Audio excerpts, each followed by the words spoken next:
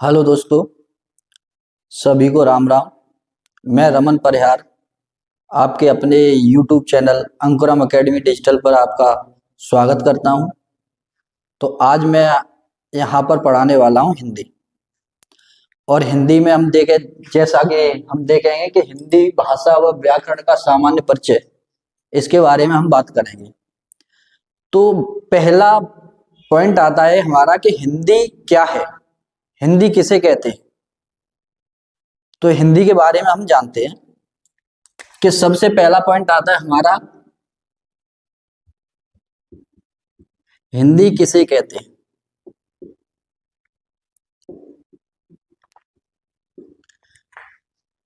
तो हिंदी की अगर बात करें तो हिंदी हमारी जो है, हिंदी हमारी एक मातृभाषा है, जिसके द्वारा लोग क्या करते हैं, अपने विचारों का आदान प्रदान करते हैं। तो सबसे पहला पॉइंट जो आता है कि हिंदी किसे कहते हैं, कि हिंदी हमारी मातृभाषा है। हिंदी हमारी मातृभाषा है। इसमें सबसे खास बात यह है कि सबसे पहले हम ये देखेंगे कि भाषा क्या है। भाषा क्या है, या हम दूसरा क्वेश्चन देख सकते हैं कि भाषा शब्द क्या है।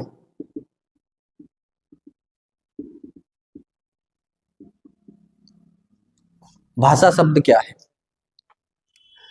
तो इस भाषा शब्द की हम बात करें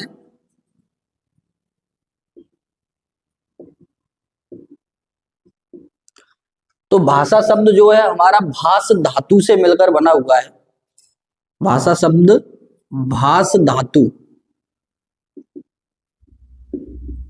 धातु से बनता है।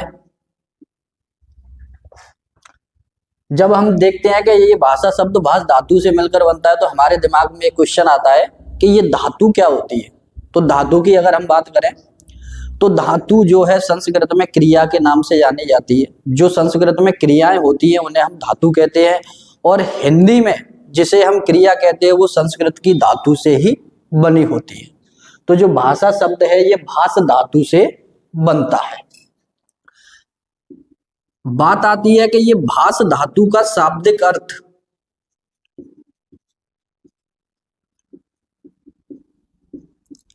भाष धातु का शाब्दिक अर्थ, अगर कोई पूछता है कि भाष धातु का शाब्दिक अर्थ क्या होता है, तो भाष धातु के शाब्दिक अर्थ की अगर हम बात करें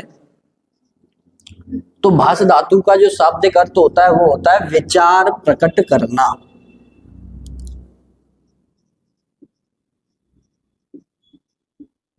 विचार प्रकट करना। अब इस विचार प्रकट करने में सबसे पहला पॉइंट हमारा आता है, जो समझने वाली बात आती है कि लोगों के मन में ये क्वेश्चन आता है कि ये विचार क्या होता है। जो अगर अगले पॉइंट की हम बात करें, तीसरा पॉइंट जैसे हमारा है विचार, कि ये विचार क्या होता है। तो विचार की हम बात करते हैं। विचार एक प्रकार से अगर हम कह सकते हैं तो ये है हमारी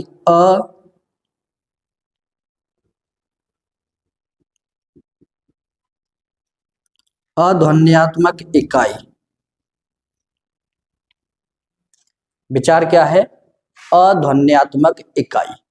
अध्वन्यात्मक इकाई का मतलब होता है जैसे अ प्लस ध्वनि और प्लस आत्मक। इसको मैंने 3 शब्दों में तोड़ दिया है, अ, ध्वनि और आत्मक। आ यहां पर जब भी कभी उपसर्ग के रूप में प्रयोग किया जाता है तो ये हमेशा नेगेटिव अर्थ देता है, यानी नहीं का अर्थ देगा हमें। ध्वनि, ध्वनि का तो सभी को पता है, ध्वनि का मतलब होता है आवाज। और आत्मक, आत्मक का मतलब होता है स्वरूप लिए हुए।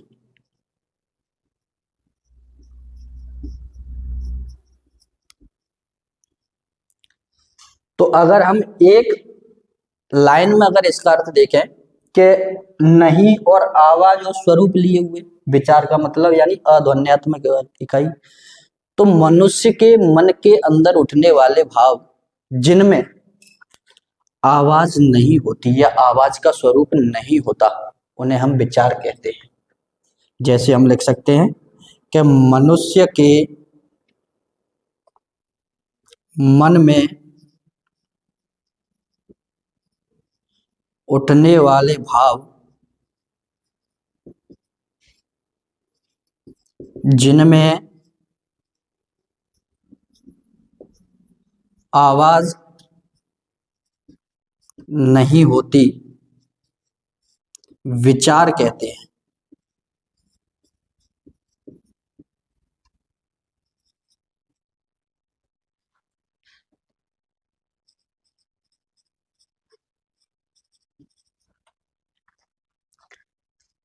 मनुष्य के मन में उठने वाले भाव जिनमें आवाज नहीं होती, विचार कहते हैं।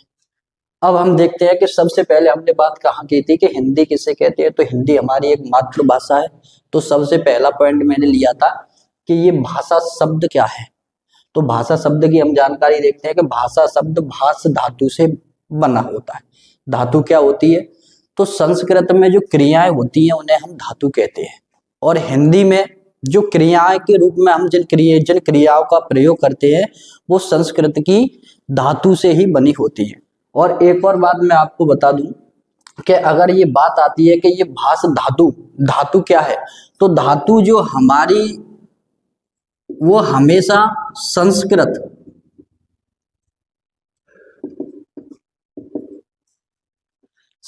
में मिलती है। और संस्कृत क्या है? हमारी मूल भाषा है।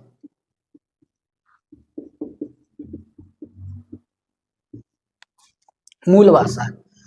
और दूसरा पॉइंट हमने देखा कि जो भाष धातु है उसका शाब्दिक अर्थ क्या है? तो उसका शाब्दिक अर्थ होता है विचार प्रकट करना। फिर बात आती है कि विचार किसे कहते हैं।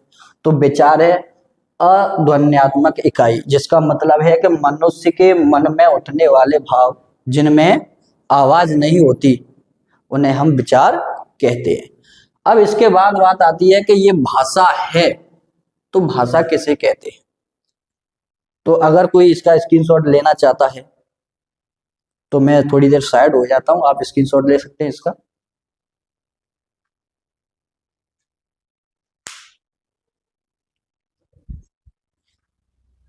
तो देखते हैं आगे।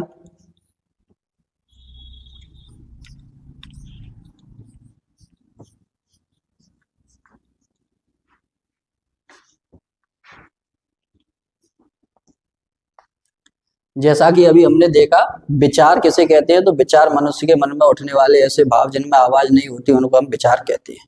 अब बात करते हैं कि हिंदी हमारी जो भाषा होती है, तो भाषा किसे कहते हैं। भाषा किसे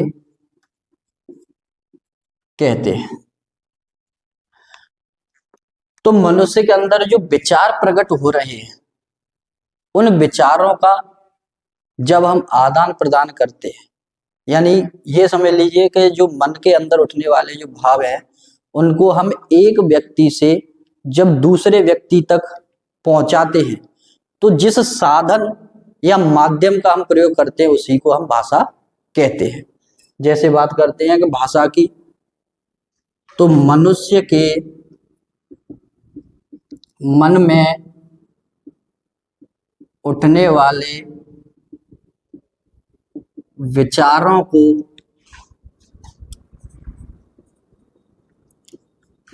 जिस साधन या माध्यम से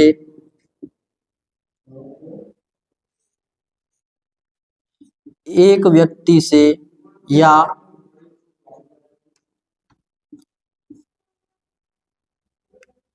एक से अधिक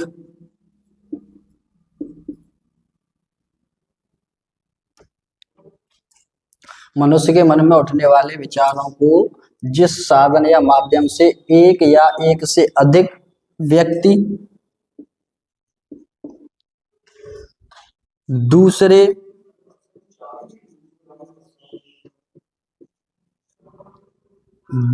या दूसरे व्यक्ति के समूह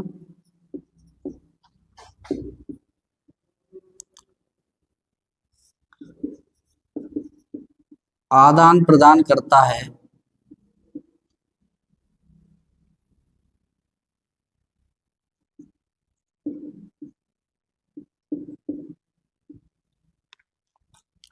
उसे भाषा कहते हैं। भाषा किसे कहते हैं कि मनुष्य के मन में उठने वाले विचारों को जिस माध्यम या साधन से एक व्यक्ति या एक से अधिक व्यक्ति दूसरे व्यक्ति या दूसरे व्यक्तियों के समूह तक पहुंचाता है, उसे हम भाषा कहते हैं। जैसे हम बात समझ लें कि जैसे ये हमारा कोई एक व्यक्ति है, इसको मान लो ए, और ये है बी। अब इसके मन में कुछ ऐसे विचार हैं जो इस तक पहुंचाना चाह रहा है। जैसे ये अपने विचारों को बी तक पहुंचाना चाहता है, तो जिस साधन या माध्यम से ये अपने विचारों का आदान प्रदान करे या विचार विमर्श करे, उसी को हम क्या कहते हैं? भाषा। अब बात करते हैं कि ये साधन किन किन साधनों से हम एक व्यक्ति से दूसरे व्यक्ति तक अपने विचारों को पहुंचा सकते हैं, विचार विमर्श कर सकते हैं। तो जैसे हम बात करते हैं अब आगे कि भाषा के प्रकार।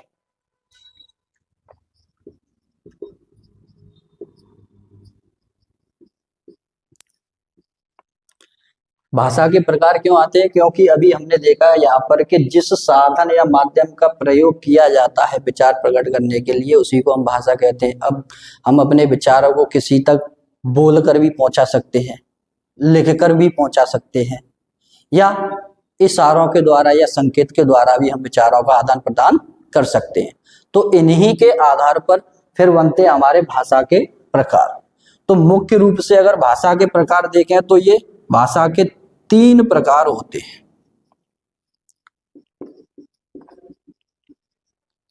नंबर 1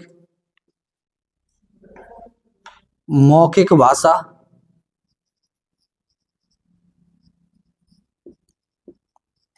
नंबर 2 लिखित भाषा,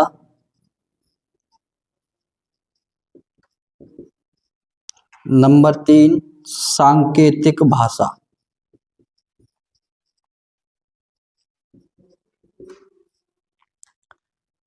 भाषा के प्रकार की बात करें तो मुख्य रूप से भाषा के 3 प्रकार होते हैं। नंबर 1 मौखिक भाषा, नंबर 2 लिखित भाषा, नंबर 3 सांकेतिक भाषा।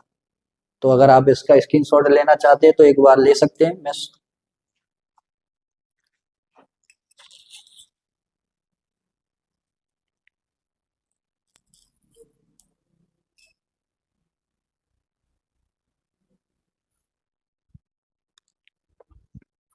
देखें आगे।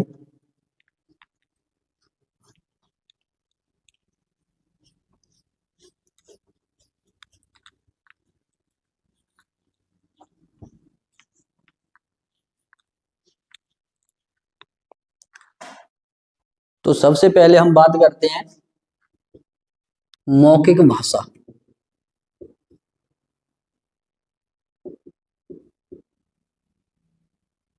मौखिक भाषा किसे कहते हैं? तो मौखिक भाषा की हम बात करें कि जब व्यक्ति अपने विचारों को बोलकर प्रकट करता है और दूसरा व्यक्ति उसे सुनकर ग्रहण करता है, तो उसे हम मौखिक भाषा कहते हैं। तो इसकी परिभाषा देखते हैं कि मौखिक भाषा किसे कहते हैं कि जब व्यक्ति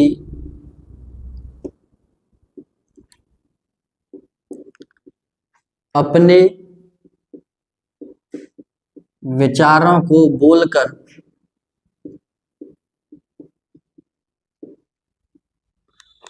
प्रकट करता है और दूसरा व्यक्ति उसे सुनकर ग्रहण करता है, तो उसे मौखिक भाषा कहते हैं या वहां मौखिक भाषा होती है।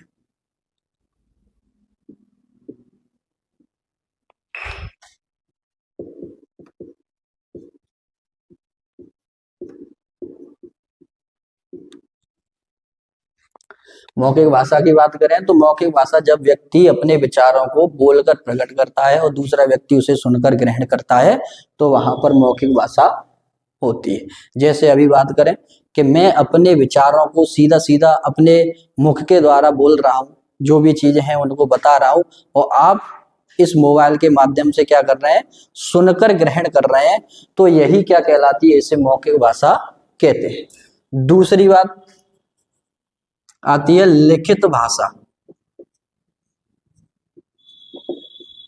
लिखित भाषा किसे कहते हैं? तो जैसे का हमने ये मौखिक भाषा की हमने वो देखी परिभाषा, उसी के आधार पर हम लिखित भाषा की परिभाषा भी बना सकते हैं। जैसे जब व्यक्ति अपने विचारों को लिखकर प्रकट करता है, लिखकर प्रकट करता है, और दूसरा व्यक्ति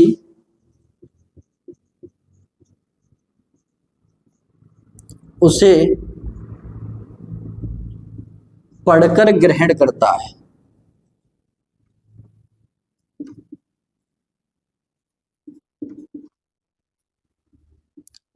तो वहां लिखित भाषा होती है।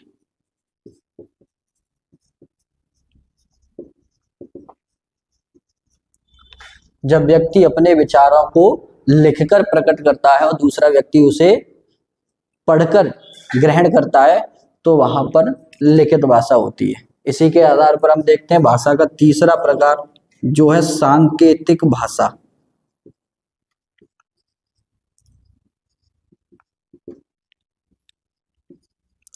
सांकेतिक भाषा की बात करें तो एक ऐसी भाषा जिसमें व्यक्ति अपने विचारों को ना तो बोलकर प्रकट करता है और ना लिखकर प्रकट करता है। एक ऐसी भाषा जिसमें व्यक्ति अपने विचारों को ना बोलकर प्रकट करता है ना लिखकर प्रकट करता है, केवल और केवल इशारों या संकेत के द्वारा प्रकट करता है, वहां पर क्या होती है, सांकेतिक भाषा होती है। जैसा कि जब व्यक्ति अपने विचारों को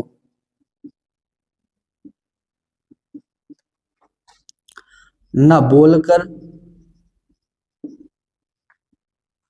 और न लिखकर, जब व्यक्ति अपने विचारों को न बोलकर न लिखकर प्रकट करे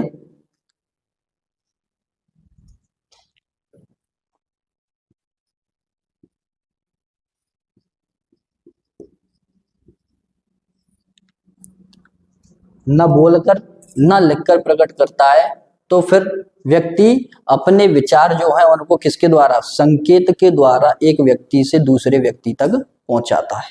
यानी सीधी सी हम बात करें सांकेतिक भाषा की, अगर परिभाषा की बात करें कि जब व्यक्ति अपने विचारों का आदान प्रदान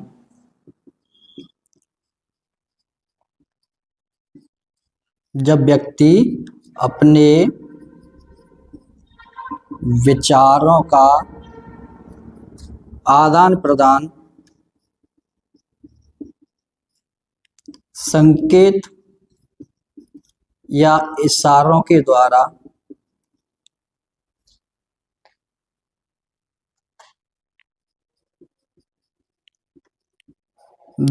करता है, वहां सांकेतिक भाषा होती है।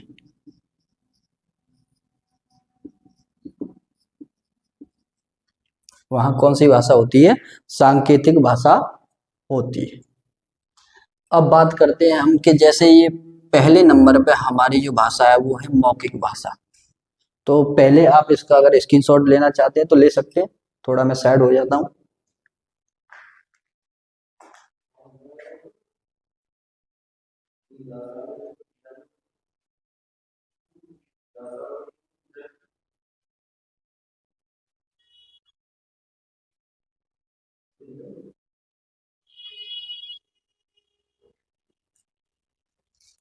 तो आपके सामने भाषा के प्रकार तीनों सब प्रकार लिखे हुए।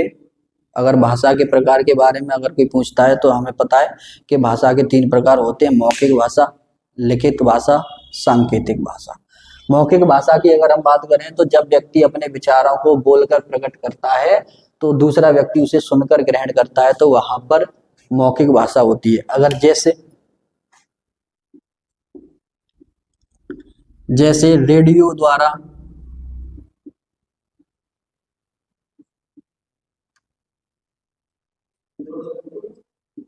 समाचार सुनना, रेडियो द्वारा समाचार सुनना, मोबाइल पर बात करना,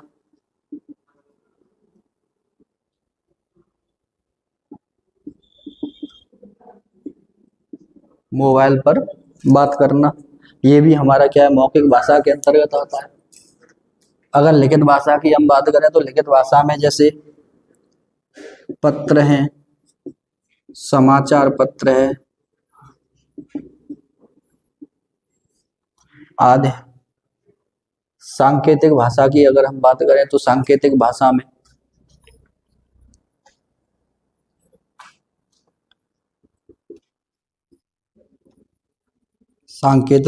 में जैसे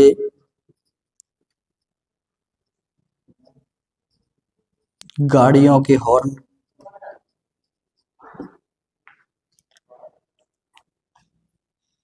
चिड़ियों का चहचहाना,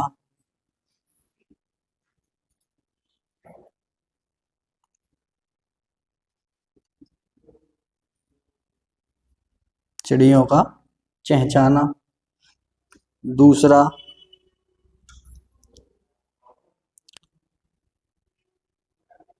ट्रैफिक सिग्नल,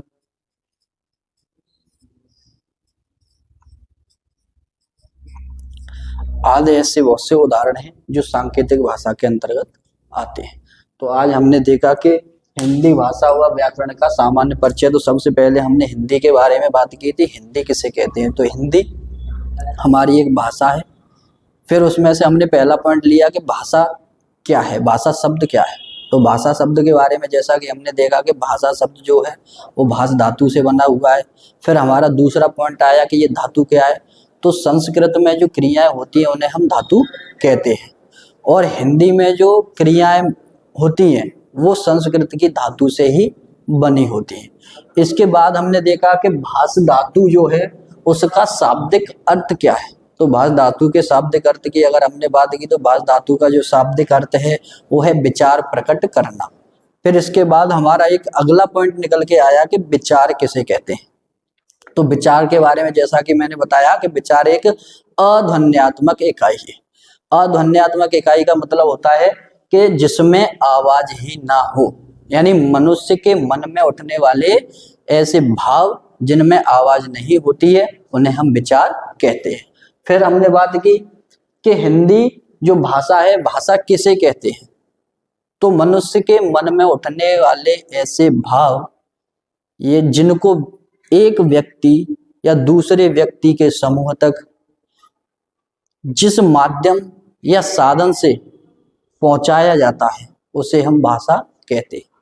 जैसे साधन और माध्यम की अगर हम बात करते हैं, जैसे मान लो कि अभी मैं घर से और मुझे पिनहाट तक जाना है, तो मैं अगर बाइक से जाता हूँ या बस से जाता हूँ या फिर गाड़ी से जाता हूँ तो वो मैंने एक साधन के रूप में प्रयोग किया, कहाँ से, घर से और पिनहाट तक पहुँचने के लिए।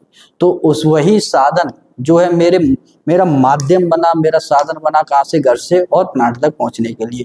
उसी प्रकार से जैसे हमारे मन में जो विचार उत्पन्न होते हैं उनको जब हम एक व्यक्ति से दूसरे व्यक्ति तक पहुँचाते हैं तो जिस भी साधन का हम प्रयोग करते हैं वही भाषा कहलाती है। तो उसके आधार पर फिर हमने देखा कि भाषा के प्रकार कितने होते हैं। तो भाषा के प्रकार की बात करें तो मुख्य रूप से भाषा के 3 प्रकार मिलते हैं। नंबर 1 मौखिक भाषा, दूसरा लिखित भाषा, तीसरा सांकेतिक भाषा।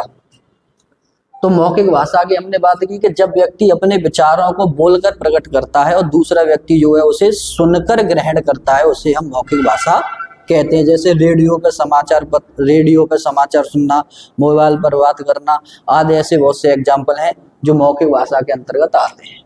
दूसरी बात, फिर लिखित भाषा के बारे में हमने देखा कि जब व्यक्ति अपने विचारों को लिखकर प्रकट करता है और दूसरा व्यक्ति उसे पढ़कर ग्रहण करता है तो वहां पर लिखित भाषा होती है। जैसे पत्र है, पत्रिकाएं हैं, समाचार पत्र है, मासिक पत्रिकाएं भी हैं, बहुत से ऐसे उदाहरण हैं जो लिखित भाषा के अंतर्गत आते हैं। अब इसके बाद बात आती है सांकेतिक भाषा।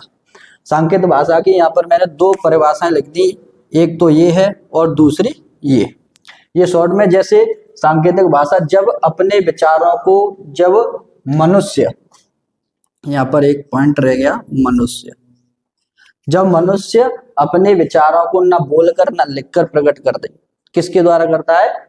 संकेत के द्वारा या इशारों के द्वारा प्रकट करता है, तो वहां पर सांकेतिक भाषा होती है। जैसा कि मैंने यहाँ पर लिखा है, जब व्यक्ति अपने विचारों का आदान प्रदान संकेत या इशारोों के द्वारा करता है तो वहां पर सांकेतिक भाषा होती है।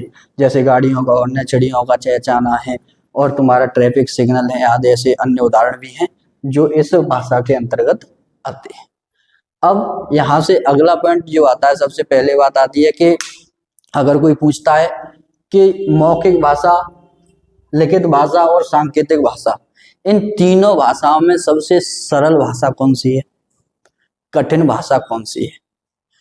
तो इस पर भी हम थोड़ा देख लेते हैं कि अगर कोई पूछता है कि मौखिक भाषा, सांकेतिक भाषा और लिखित भाषा, तीनों भाषाओं में से सरल भाषा कौन सी है, तो अगर सरल भाषा की बात करें तो मौखिक भाषा है सरल भाषा। मौखिक भाषा कैसी भाषा है? मौखिक भाषा सरल भाषा है। अगर पूछता है कोई कि सरल भाषा क्यों है, क्योंकि जब व्यक्ति अपने विचारों को दूसरे व्यक्ति तक बोलकर पहुंचाता है तो सुनने वाले के सीधा अर्थ समझ में आ जाता है। तो इस तरीके से अगर मौखिक भाषा की हम बात करें तो मौखिक भाषा सभी भाषाओं में सरल भाषा होती है। अब बात करें कि सांकेतिक भाषा कैसी है, तो सांकेतिक भाषा की बात करें तो सांकेतिक भाषा है कठिन भाषा। सांकेतिक भाषा हमारी कठिन भाषा है। कठिन भाषा क्यों है, कैसी? कि जैसे अगर हम बात करें सांकेतिक भाषा की, तो सांकेतिक भाषा में हम एक ही इशारे को कई तरीके से प्रयोग में ले सकते हैं, तो उसके अर्थ को समझना बड़ा ही कठिन हो जाता है। जैसे हम बात करें कि हमारे यहाँ पर अगर किसी मंदिर में कीर्तन वगैरह हो रहा हो, तो वहां पर जिस कीर्तन को जब हम लोग सुनते हैं तो सुनने के बाद क्या होता है कि हमारे मन में एक आनंद की अनुभूति होती है। तो उस आनंद में आकर हम क्या करते हैं, लोग ताली बजाते हैं। तो पहले नंबर पे हमने एक बार ताली बजा ली। दूसरे नंबर पर कि अगर हम, जैसे हम कोई दो दोस्त हैं और एक दोस्त को दूसरे दोस्त को घर से बुलाना है और उसके पिताजी भी घर पे हैं, तो वो दूसरा वाला क्या करता है, उसके घर के पास ताली बजा देता है। वो समझ जाता है कि मेरा दोस्त आ गया मुझे बुलाने के लिए। तो एक बार हमने यहाँ पर भी ताली का प्रयोग कर दिया। तो इसी तरीके से अलग अलग जगहों पर इस ताली का प्रयोग हो रहा है, लेकिन किसके लिए हो रहा है? संकेत के लिए। तो यानी इस एक ही संकेत के समझने वाले के दिमाग में अलग अलग तरीके से अर्थ समझ में आ सकता है। तो संकेत का इशारा समझना बड़ा ही कठिन है। इस वजह से इस भाषा को सबसे कठिन भाषा कहा गया है। अगर लिखित भाषा की बात करें तो लिखित भाषा सरल भाषा भी है और कठिन भाषा भी है। ये सरल और कठिन दोनों प्रकार की भाषाएं हैं। कैसे कह सकते हैं हम सरल और कठिन? क्योंकि अगर कोई व्यक्ति, जैसे मैंने यहाँ पर ये हिंदी लिख रखी है, तो अगर कोई हिंदी के बारे में जानता है, उसे पढ़ना जानता है, उसकी वर्णमाला जानता है, तो उसे अच्छे से पढ़ लेगा, उसे पढ़ने में बड़ी आसानी होगी। यहीं पर किसी दूसरी भाषा का जानकार अगर कोई व्यक्ति है, उसे हिंदी के बारे में पता नहीं, तो उससे वो इसे पढ़ नहीं सकता। तो जो इसे जानता है उसके लिए तो ये भाषा सरल हो गई, और जिसको इसके बारे में नॉलेज नहीं है उसके लिए ये भाषा कठिन हो गई। तो लिखित भाषा जो होती है वो हमारी सरल भाषा भी होती है और कठिन भाषा भी होती है। और मौखिक भाषा जो है वो सरल भाषा है और सांकेतिक भाषा है कठिन भाषा है।